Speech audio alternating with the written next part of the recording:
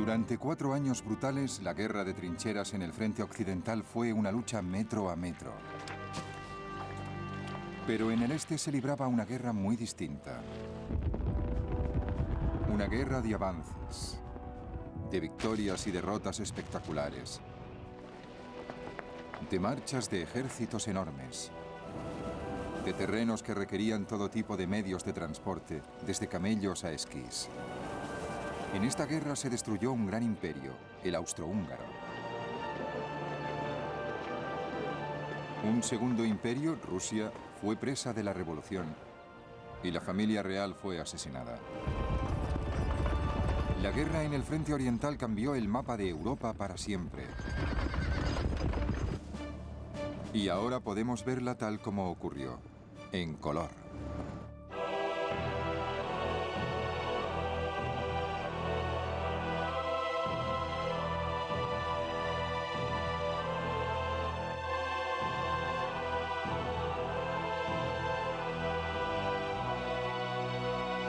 Primera Guerra Mundial en color. Caos en el frente oriental.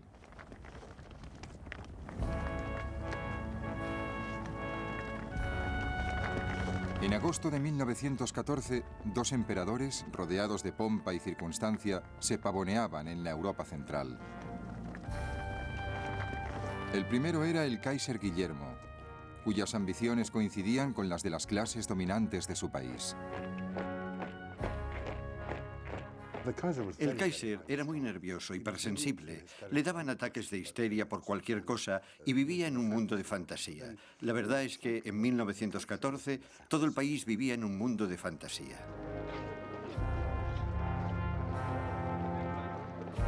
El segundo emperador era el aliado de Guillermo, el emperador Francisco José del Imperio Austrohúngaro. Era un autócrata reaccionario que presidía una corte desgarrada por las intrigas y las divisiones internas. Estos 2 emperadores de los poderes centrales tenían como oponente en el este a un tercer emperador, el zar Nicolás II de Rusia.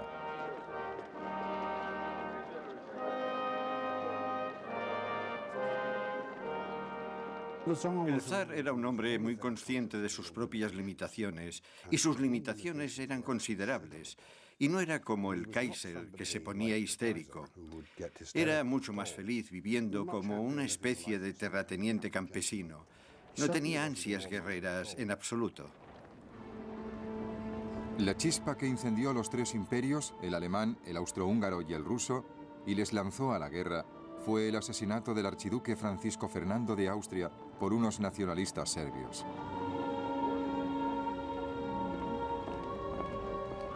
Cuando estalló la guerra en agosto de 1914, la campaña del Frente Oriental avanzó con rapidez. Las tropas austríacas invadieron Serbia. Rusia, aliado de Serbia, invadió Alemania y Austria. Los austríacos se retiraron pronto ante los rusos, perdiendo fortalezas clave. Para los soldados austríacos de a pie, era muy desmoralizador. Las marchas parecían inacabables y no nos quedaban fuerzas más que para blasfemar. Alguien se cagó en la vaca que parió al ternero, que dio la piel para hacer el cuero para su petate. Otros juraban que si hubieran sabido lo que les esperaba, no les movían de su casa ni con un tiro de caballos.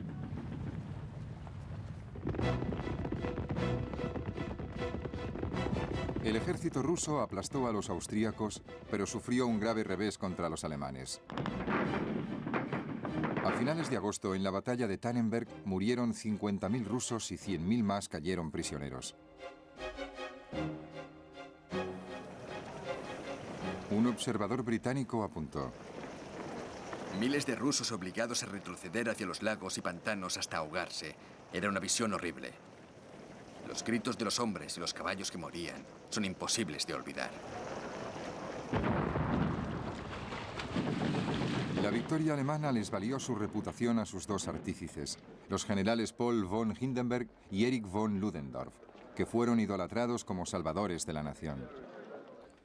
Hindenburg se hacía pintar un retrato cada día durante la guerra. Era un hombre maduro, digno y con forma de huevo, que representaba ciertas sólidas virtudes alemanas y además las tenía. Ludendorff era un técnico muy bueno, pero el problema de Ludendorff fue caer en la megalomanía.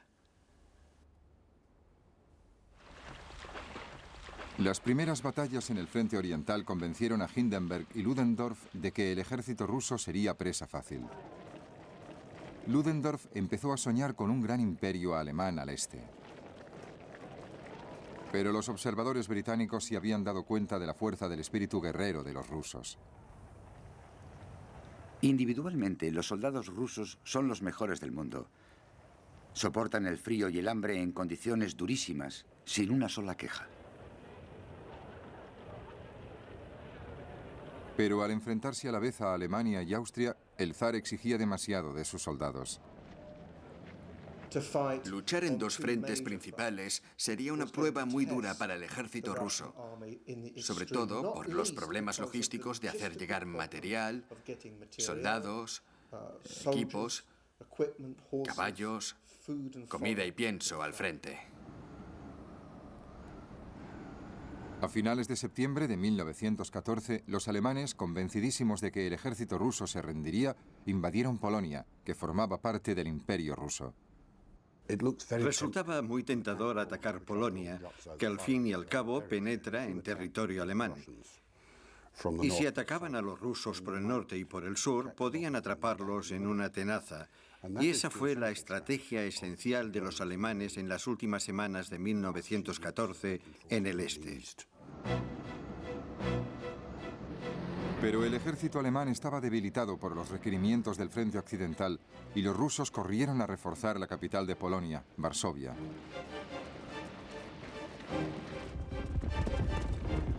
Hindenburg y Ludendorff ordenaron a sus tropas que corrieran hacia el Vístula, río que tenían que cruzar para llegar a la capital polaca. El esfuerzo al que estaban sometidas nuestras tropas durante el avance fue enorme. Las rutas eran puro barro y el tiempo era pésimo. A pesar de las condiciones, había que realizar marchas diarias de 30 kilómetros o más si queríamos atrapar al enemigo. Los alemanes cruzaron el Vístula el 9 de octubre y se acercaron a Varsovia.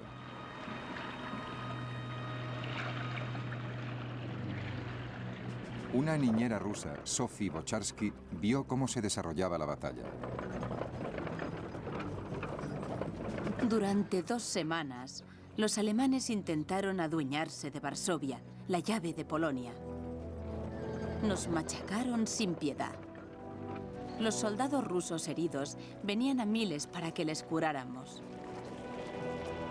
Pero algunos tenían los ojos brillantes. Estaban entusiasmados porque conseguíamos mantener las posiciones. Ante la sorpresa de los alemanes, los rusos lograron defender Varsovia. Al retirarse el ejército alemán, los rusos, manteniendo aquella sorprendente guerra de grandes avances, volvieron a atacar. Los alemanes, como respuesta, enviaron tropas nuevas a Polonia para interceptar el avance ruso. El resultado en noviembre fue el último gran enfrentamiento en el frente oriental en 1914, la batalla de Lodz. Los rusos fueron vencidos en Lodz. 150.000 hombres cayeron prisioneros. Pero los alemanes también sufrieron, con 130.000 bajas. Los comandantes alemanes comprendieron que sus homólogos rusos no tenían escrúpulos en perder un número ilimitado de hombres en cada batalla. Pero ¿cuánto podía durar esta sangría? A pesar de sus pérdidas tremendas, no hay duda de que los rusos retomarían la ofensiva y la seguirían durante algún tiempo. Tenían soldados de sobra, pero los arriesgaban de una forma insensata. Y esa táctica no les llevaría a la victoria, ni siquiera contra un frente tan poco nutrido como el nuestro.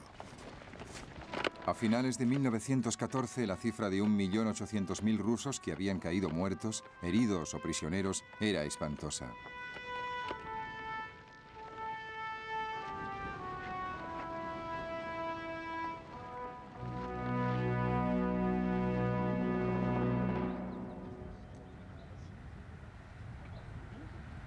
A principios de 1915, con el frente occidental en punto muerto, el alto mando alemán se decidió por una victoria rápida en el este. El ejército austríaco debía apoyar la ofensiva alemana lanzando un ataque sobre los rusos en los Cárpatos.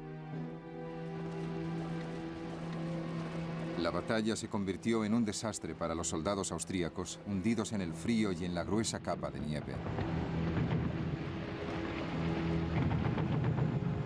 La lucha en los Cárpatos, gracias a las dificultades del terreno y la dureza del invierno, exigía el máximo esfuerzo y toda la resistencia posible de nuestro ejército. Los que no han tomado parte en ella no tienen ni idea de lo que es capaz un ser humano.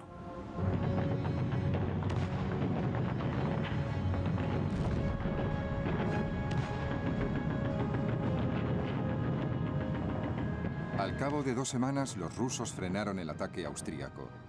Pero a pesar del éxito, el comandante ruso en los Cárpatos, el general Alexei Brusilov, que se convertiría en el general ruso clave de toda la guerra, sabía que las tremendas listas de bajas de los primeros meses se estaban cobrando su precio. Los hombres que han enviado para cubrir las bajas no saben casi nada aparte de marchar. Muchos no saben ni cargar el rifle y en cuanto a la puntería, mejor ni hablamos. Esa clase de gente no se pueden considerar siquiera soldados. Pregunté a mis soldados en las trincheras una y otra vez por qué estábamos luchando.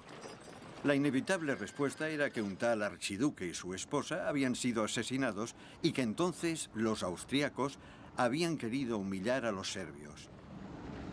Nadie sabía decirme por qué los alemanes nos declaraban la guerra a causa de los serbios. Entonces apareció un nuevo tipo de oficial ruso que sí se hacía preguntas. Uno de ellos fue Dmitry Oskin, que describe a esos oficiales militares gordos y glotones que se pasaban la guerra sentados en una tienda comiendo helados mientras los soldados iban a luchar. Y eso ya es un auténtico desafío a la autoridad. ¿Qué estamos haciendo en esta guerra? Por mi sección ya han pasado cientos de hombres y por lo menos la mitad han terminado muertos o heridos en el campo de batalla. ¿Qué les quedará al final de la guerra? Los rusos desesperados necesitaban ayuda. Se enfrentaban a una nueva amenaza. En octubre de 1914, Turquía había entrado en guerra como aliado de Alemania. El sultán Enver Pasha, hombre de cierta edad, creyó que participaría en una victoria rápida. Enver Pasha había estado en Alemania. Hablaba un alemán excelente y se entendía muy bien con los alemanes. Y para empezar, pensaba que era imposible que les vencieran. Si crees que la guerra terminará antes de Navidad, puedes permitirte una escaramuza en los Balcanes o tal vez contra los rusos. Enver Pasha mandó a su ejército al norte para invadir la Armenia rusa. En medio de un invierno muy crudo, los turcos se enfrentaron a un feroz contraataque de los rusos. De 95.000 soldados turcos que lucharon en la campaña, solo sobrevivieron 18.000. Unos 30.000 murieron helados. Los turcos tuvieron que retroceder cansados y furiosos. Entonces, al volver por la Armenia turca, lanzaron lo que se conoce como el genocidio armenio. No fue una simple reacción espontánea a la derrota ante los rusos. Fue algo claramente premeditado, pero mataron a 500.000 de armenios. La invasión turca inicial obligó a Rusia a pedir a sus aliados Gran Bretaña y Francia que les ayudaran a neutralizar la amenaza turca. Mientras tanto, Winston Churchill, Lord I del Almirantazgo, planeaba la expedición aliada a los Dardanelos. Su gran sueño era que se pudiera ganar la guerra atacando a Alemania y sus aliados por el flanco más débil.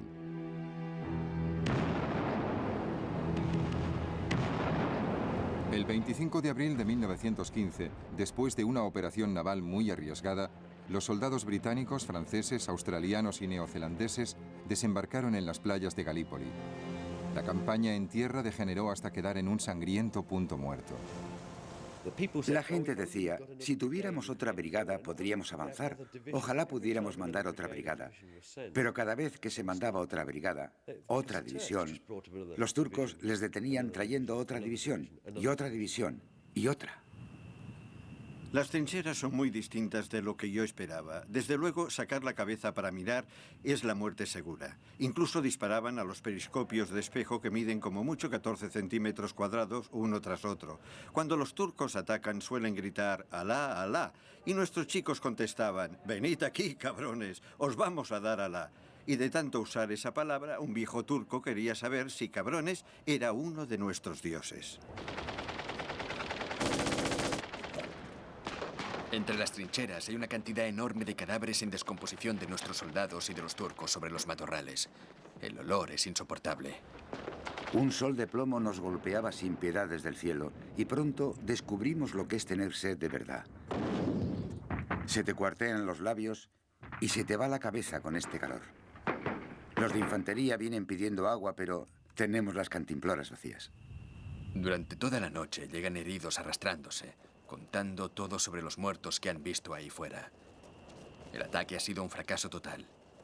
Últimamente, todos lo son. Fue una campaña soberbia y romántica. Ya conoces ese punto de vista, pero escondía un sufrimiento tremendo para los soldados aliados y para los turcos. Hubo una epidemia de disentería que causó más bajas que cualquier otra cosa. La gente moría en las letrinas. Era horrible y no servía para nada. Toda la campaña fue un fracaso absoluto. Por fin, en enero de 1916, los aliados se retiraron. Habían sufrido más de 250.000 de bajas. Los turcos habían logrado una victoria famosa, pero su triunfo en Galípoli quedaría pronto eclipsado por la derrota en el norte.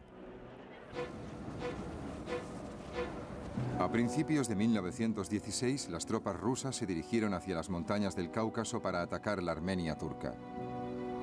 Capturaron fortalezas turcas vitales.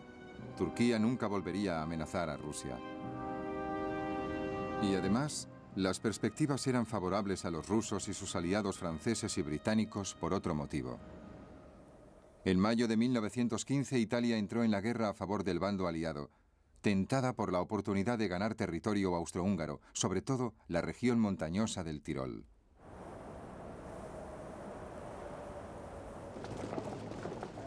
Los soldados italianos se dirigieron al norte.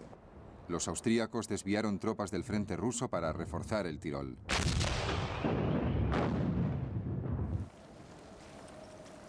Se declaró la primera guerra sobre esquís. La guerra en el frente italiano era especialmente dura, porque los austríacos tenían todas sus posiciones en las montañas y nosotros llevábamos la peor parte de la lucha en el frente occidental en cuanto al armamento pesado y encima con el problema de luchar en terreno montañoso. Luchar en el frente italiano fue una de las misiones más duras de toda la Primera Guerra Mundial. Un joven oficial, Hugh Dalton, luchó con el ejército italiano. Las trincheras están cortadas en el hielo. Las avalanchas matan a más soldados italianos que los austriacos. Hay que arrastrar las ametralladoras precipicio arriba y colocarlas en repisas donde solo cabe un nido de águila. Hay que hacer cambios de guardia cada 10 minutos debido al frío intenso. Y los batallones de Alpini atacan por pendientes de nieve sobre sus esquís a 50 kilómetros por hora. Subíamos la pendiente de las rocas por un sendero muy estrecho. Sobre nosotros un pico llenaba el cielo. A nuestros pies, las suaves vegas casi verticales parecían esperar a que alguien rodara pendiente abajo. Durante la noche se congelaba todo. Las botas, la tinta del bolígrafo, hasta la espuma se congelaba en la cara antes de que pudieras afeitarte. Durante los siguientes 2 años y medio, la lucha en las montañas se mantuvo en punto muerto. En el verano de 1915, Alemania y Austria volvieron a poner sus ojos en Varsovia, la capital de Polonia, controlada por Rusia. 14 divisiones con un total de 250.000 hombres se dirigieron al este.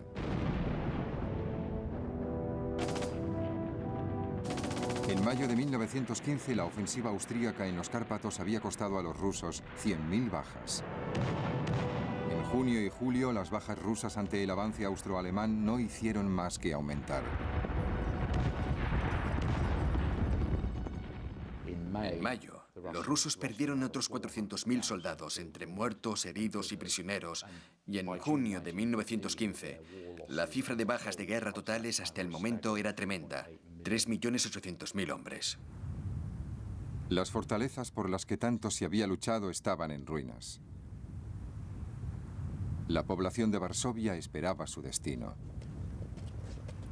Varsovia está perdida, pero parecía que quedaba alguna esperanza. Ahora ya no hay esperanzas, a no ser un milagro. Los alemanes marcharán por las calles con el orgullo de la victoria. La única pregunta ahora es ¿cuánto tardarán en llegar? No creo que tarden días, más bien horas. Al día siguiente, 5 de agosto de 1915, el ejército alemán se pavoneaba por Varsovia. Llevaban exactamente un año en guerra, y el mando alemán empezaba a creer que había vencido, que los rusos iban a retirarse. Se equivocaban. Quedaban 2 años más de crueles batallas en el frente oriental. Pero por el momento los soldados alemanes podían relajarse. Se sentían confiados y victoriosos. El enemigo ruso parecía derrotado y desmoralizado. Los observadores británicos sentían que se encontraban en un momento decisivo para el ejército ruso. Pasamos 3 semanas más de retirada. Cada día lo mismo. Hombres cansados caminando hacia el este. Con la artillería siempre por delante. Campesinos muertos de hambre pidiendo comida. Miles de heridos. Todos estábamos agotados. Nos moríamos por descansar. Nos preguntábamos hasta cuándo duraría el gran éxodo hacia el este. En respuesta a esa derrota, el zar Nicolás II se proclamó comandante supremo de las Fuerzas Armadas rusas. El zar pronto nombró al general Brusilov como comandante de sus ejércitos en el frente del este. Pero la opinión personal de Brusilov sobre el zar era muy mordaz. La ignorancia y la incapacidad del zar, su carácter débil y su voluntad vacilante hacen que no sea apto para dirigir un ejército. Los soldados decían, con toda la razón, que se estaban sacrificando por nada, que no podrían vencerles. Es evidente que la moral de las tropas está a punto de derrumbarse del todo. Y a pesar de todo, los soldados rusos seguían siendo muy resistentes. A principios de 1916, los británicos y los franceses planearon una ofensiva combinada para el verano siguiente en el frente occidental. Los rusos tenían un papel vital en el plan. Debían atacar a Alemania y Austria por el este para debilitar sus reservas. El general Brusilov iba a dirigir la ofensiva de verano. Pero Brusilov se encontraba atrapado en un conflicto de lealtades. Ya en 1914, escribió que él no luchaba por el zar, sino por Rusia. Y era como si sintiera que en algún momento tendría que elegir entre ambos. Brusilov se preparó cuidadosamente para atacar a los alemanes y a los austríacos en un frente de 320 kilómetros, tomándolos por sorpresa con ataques cortos y precisos de la artillería. Su primer objetivo fueron los austríacos, más débiles. El 4 de junio de 1916, los ejércitos de Brusilov lanzaron un ataque. A los pocos días se mostraba entusiasmado. Solamente voy a decir que a mediodía del 6 de junio habíamos capturado a 900 oficiales y más de 40.000 soldados y habíamos confiscado 77 cañones, 134 ametralladoras y 49 morteros. El 9 de junio habíamos capturado a 1.240 oficiales y más de 71.000 soldados, 94 cañones, 167 ametralladoras y una gran cantidad de botín militar variado. Frente al ataque ruso, los soldados austríacos empezaron a perder el valor. Hice lo posible para reunir a la compañía, pero todo fue inútil. Los soldados empezaron a huir en desbandada por los campos. La artillería rusa nos descubrió enseguida y se esforzó por devolvernos a casa.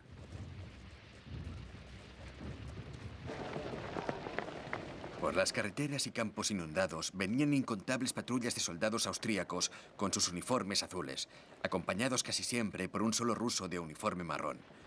Su situación antes de caer prisioneros se definía con la palabra patética. Todos estaban hartos de la guerra.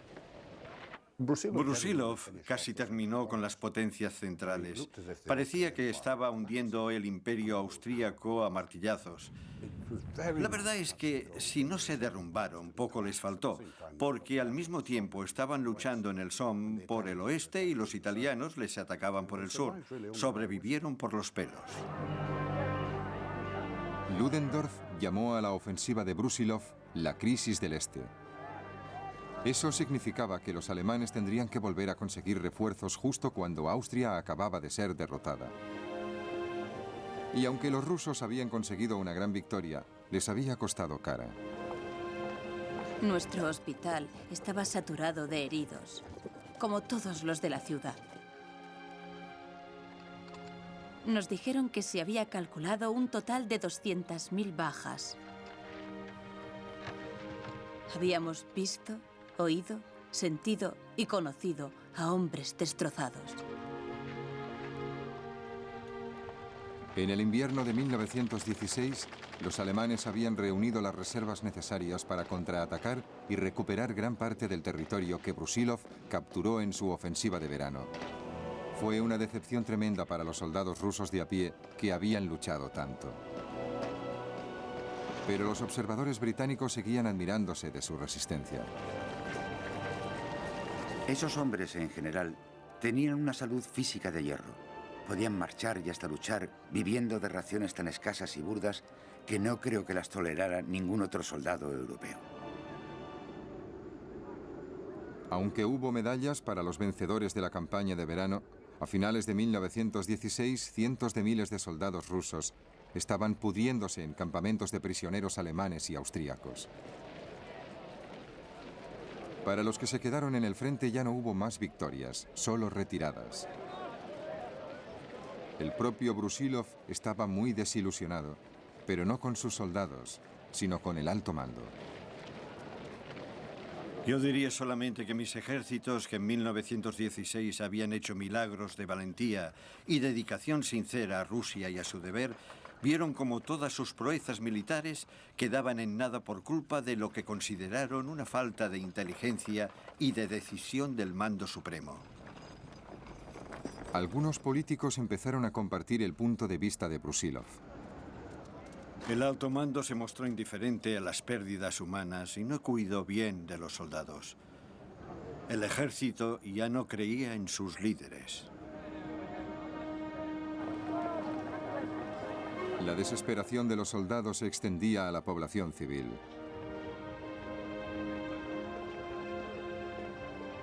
De todas partes llegaban quejas de un pueblo harto de guerra, desilusionado, perdido en lo que parecía un círculo inacabable de errores.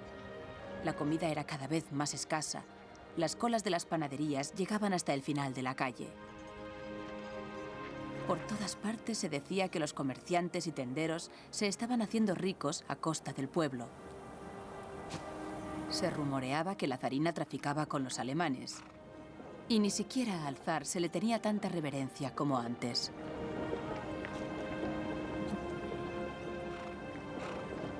Esa gran Rusia, que podía alimentar al mundo, sufría escasez de comida y de otros productos también.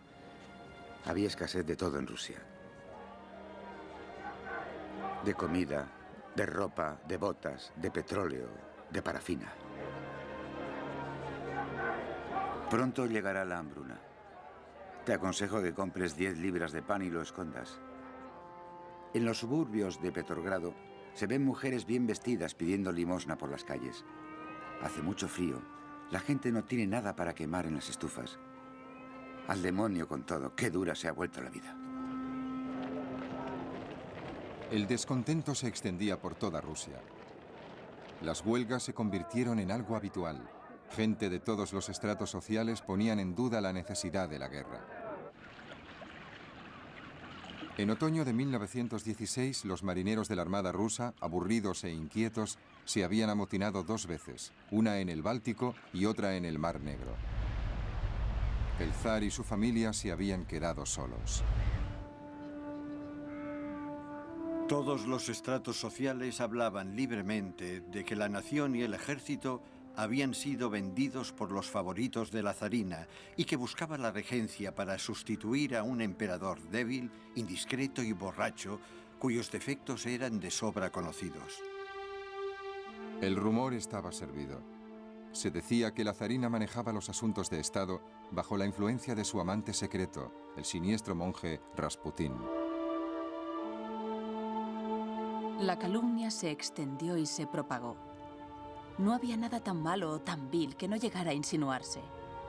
Los poderes oscuros tras el trono, la influencia alemana en la corte, la sospecha de una paz firmada traicioneramente, el poder de Rasputín, historias infames sobre la zarina.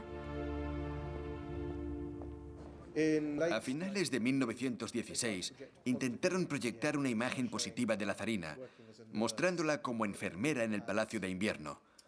Pero lo que no habían previsto es que la imagen de las enfermeras había cambiado, porque toda una partida de uniformes de enfermera había caído en manos de las prostitutas de Petrogrado.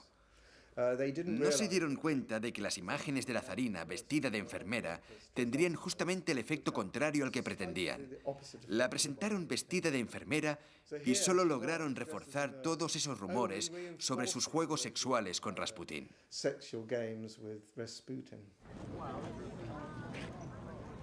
El zar respondió a la amenaza revolucionaria con más represión. Algunos de sus consejeros incluso iniciaron negociaciones secretas con Alemania para acabar con la guerra, esperando que eso ayudara a conservar la posición del zar ante su pueblo. En febrero de 1917, a las tropas del zar se les ordenó disparar a los manifestantes en Petrogrado. Algunos, como Fidor Lind, se negaron. Los cosacos disparaban sobre multitudes indefensas y desarmadas, golpeando a la gente con sus látigos, aplastando a los caídos con sus caballos. Salté encima de una mesa y grité: «Amigos, amigos, ¡viva la revolución!».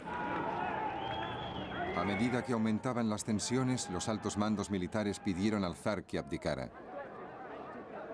Majestad imperial, sé muy bien el profundo amor que sentís por nuestro país.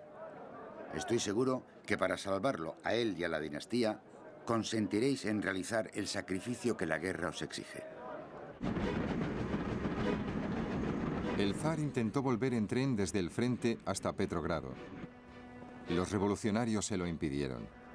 Entonces supo que había llegado el momento. La abdicación del zar tuvo lugar el 15 de marzo. No hubo absolutamente ningún problema. Pasamos de ser soldados del zar a ser soldados de la República automáticamente. Nadie dijo ni una palabra en contra. Los soldados aceptaron el cambio igual que hubieran obedecido una orden de firmes. Un gobierno provisional se hizo cargo del Estado. Los soldados y los civiles lo celebraron. Sonó una campanada corta desde la catedral y luego otra y otra más. Las campanadas eran cada vez más rápidas y pronto las campanas de las iglesias exteriores empezaron a sonar. Se encendieron luces en todas las calles se llenaron de gente, las puertas de muchas casas estaban abiertas, la gente abrazaba llorando a los desconocidos. Alexander Kerensky, que sería luego primer ministro por poco tiempo, fue nombrado ministro de guerra. Nombró al general Brusilov comandante en jefe del ejército ruso. Juntos esperaban devolver la confianza al país con una nueva ofensiva militar contra su enemigo más débil, los austríacos.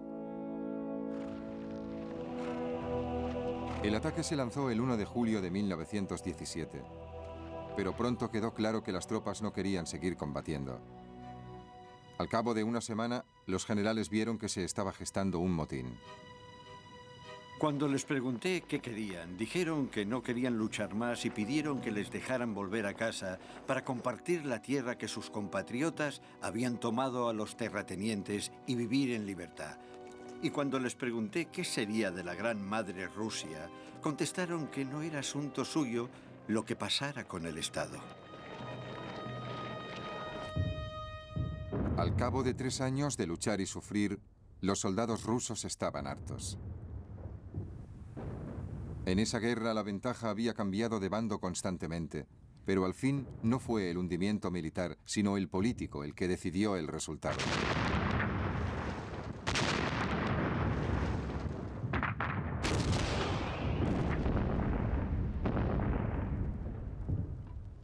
En septiembre de 1917, los alemanes lanzaron el último ataque y capturaron Riga, el segundo puerto ruso más grande del Báltico. Ahora podían sentarse a mirar cómo Rusia se destrozaba en luchas internas. Vladimir Ilich Ulyanov, más conocido como Lenin, estaba esperando el momento para atacar. Un movimiento en falso lo estropearía todo. No hay que anticipar acontecimientos. El tiempo está de nuestra parte.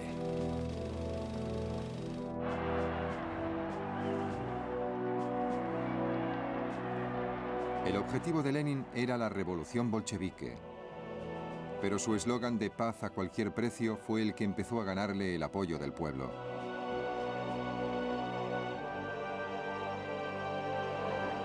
A finales de 1917, un segundo gobierno provisional intentaba traer el orden a Rusia. Pero bajo la incitación de Lenin, sus testigos revolucionarios veían que el país se precipitaba hacia el caos. Esto ya no es una capital, es un nido de ratas. Nadie trabaja. Las calles están muy sucias. Hay montones de basura apestosa en los patios. Me duele reconocer lo mal que está todo. La gente se vuelve perezosa y cobarde y muestra todos los instintos criminales contra los que he luchado durante mi vida y que ahora están destruyendo Rusia. Los socialistas han sembrado el viento y Rusia recogerá las tempestades.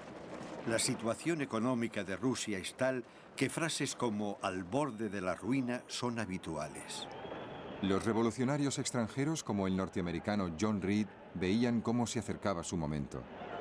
Por un lado estaba la prensa monárquica incitando la represión sangrienta. Por el otro, la voz de Lenin rugiendo "insurrección". No podemos esperar más. Cada día, el gobierno parece más indefenso. Trabajadores armados patrullan las calles por las noches, peleando con los delincuentes y requisando las armas que encuentran. En noviembre de 1917, la revolución, glorificada más tarde en las películas rusas, era inminente.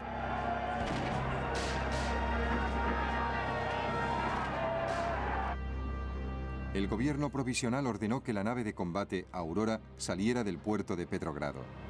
Temían que los marinos revolucionarios volvieran sus cañones contra la sede del gobierno. Un vehículo blindado se paseaba lentamente arriba y abajo con las sirenas ululando. En todas las esquinas y espacios abiertos se reunían grupos de gente. Las masas iban y venían sin parar. El 7 de noviembre, a la señal de los cañones de la Aurora, los revolucionarios atacaron el Palacio de Invierno.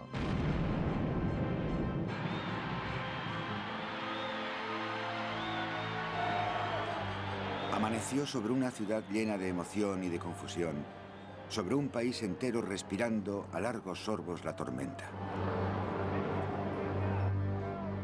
Al cabo de pocos días, la revolución se extendió hasta Moscú. Los comités de soldados rusos iniciaron las negociaciones de paz con Alemania. En diciembre de 1917 entró en vigor un armisticio en el frente oriental. En más de 3 brutales años de guerra, habían muerto 2.300.000 rusos y otros 5 millones habían sido heridos. Con todos sus fallos y sus problemas, el ejército ruso imperial había mantenido a raya hasta el final 160 divisiones alemanas y austríacas, que ahora quedaban libres para atacar otros frentes. El efecto de este armisticio en el bando aliado fue devastador.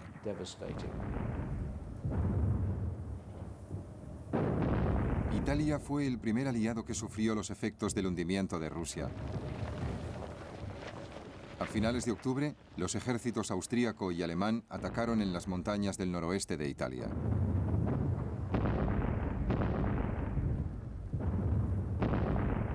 Desde el norte nos llegaban rumores que se confirmaban y se negaban. El 27 de noviembre, los rumores se hicieron insistentes. Decían que los alemanes estaban logrando un avance considerable y rápido por el norte. El intento de los italianos de capturar territorio austríaco se les volvió en contra. 275.000 soldados italianos habían sido capturados por los alemanes y austríacos. Muchos de los que quedaban para luchar no encontraban razones para hacerlo.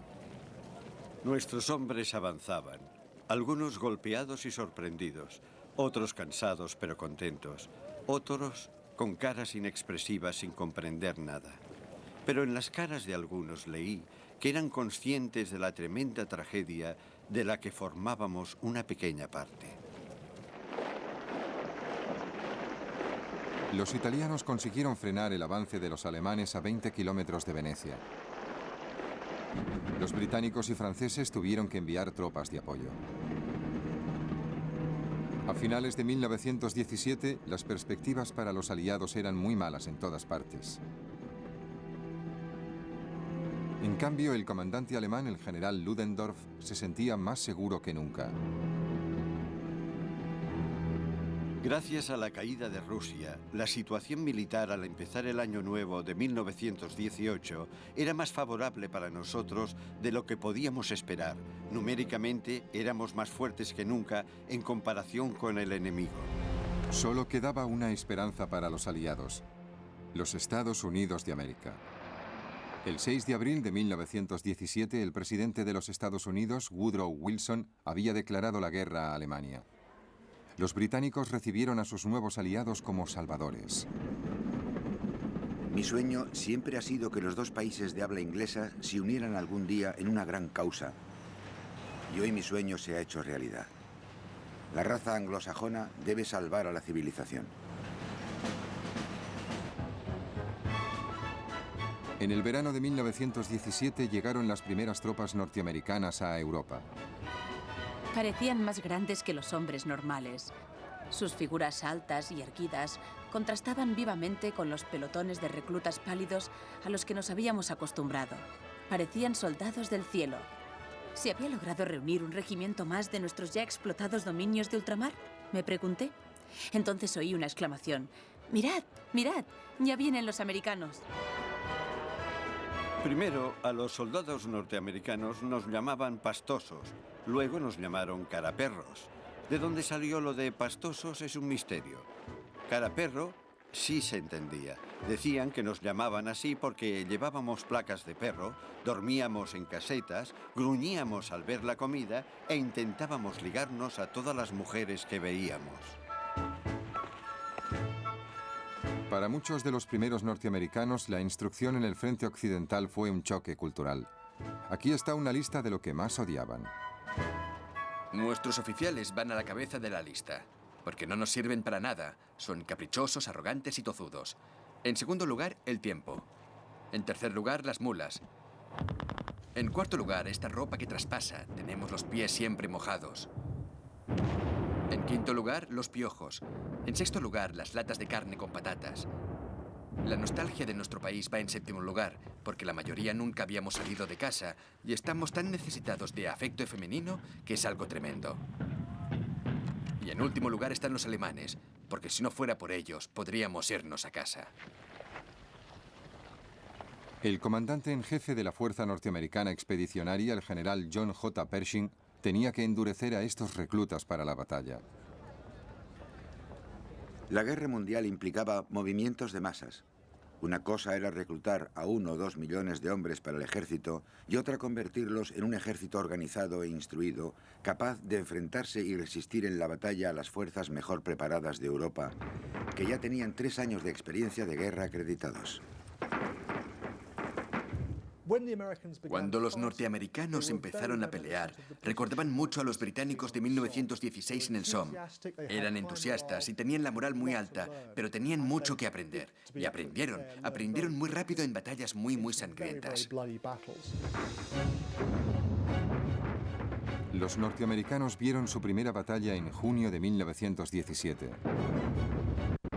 Recuerdo que a la luz del alba vi a los primeros muertos norteamericanos.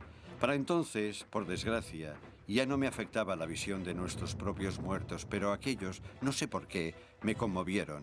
Estaban tan nuevos y elegantes con los pantalones largos, también simbolizaban la esperanza de los aliados cara al futuro.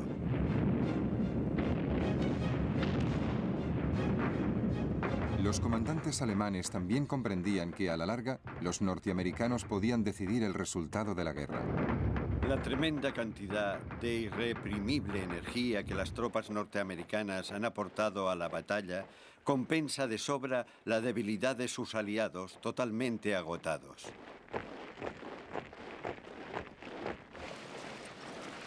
Con los norteamericanos a la vista, Ludendorff empezó a pensar que Alemania debía arriesgarse y acabar pronto la guerra. Mientras planeaba una victoria decisiva en 1918, muchos en el bando aliado creían que la guerra en el frente occidental seguiría durante varios años más. Pocos imaginaban lo rápido que cambiarían las cosas.